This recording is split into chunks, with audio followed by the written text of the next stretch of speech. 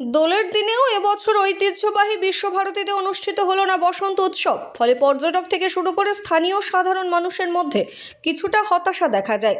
আগে বিশ্বভারতীর উদ্যোগেই জাঁকজমকপূর্ণভাবে বসন্ত উৎসব পালিত হতো।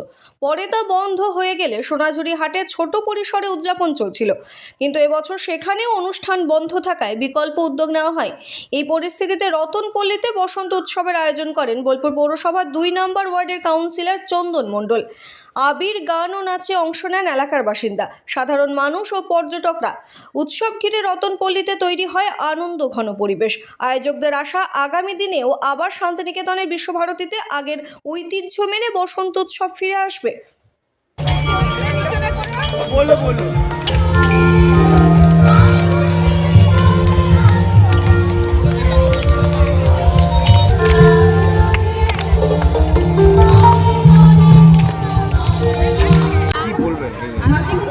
এটা তো আমাদের কাছে শান্তিনিকেতন মানুষদের কাছে একটা বড়ই পাওনা।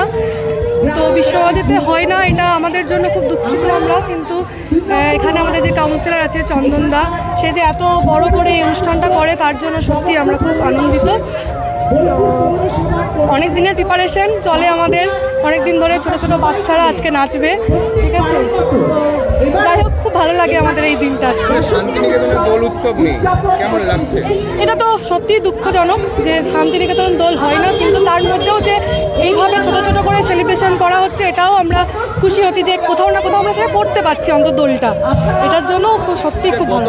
দেখা গেছে সোনাঝুরিতেও দোল উৎসব হচ্ছে, এবছর হচ্ছে না, সেটাও আমাদের সত্যি খুব খারাপ লাগে যে আমরা ওখানেও অন্তত আমরা যেতে পারতাম, দোল খেলতে পারতাম, সেটাও আজকে বন্ধ। তো জানি না কোথায় খেলতে পারবো। তো যাই হোক, এই অনুষ্ঠানটা হচ্ছে, এটাই আমাদের কাছে বিরাট বড় ব্যাপার। প্রিয়াঙ্কা অধিকারী। খুবই মজা লাগছে, আমাদের আলাদাভাবে করতে পেরেছি। আমরা এতদিন সঙ্গীত ভবনে করেছিলাম, এখন তো বন্ধ হয়ে গেছে হঠাৎ করে, আর হয় না সেরকমভাবে। তো এই যে দাদা এরকম করেছে আমাদের জন্য, এটা তো আমরা অনেক খুশি। ভালো নেই,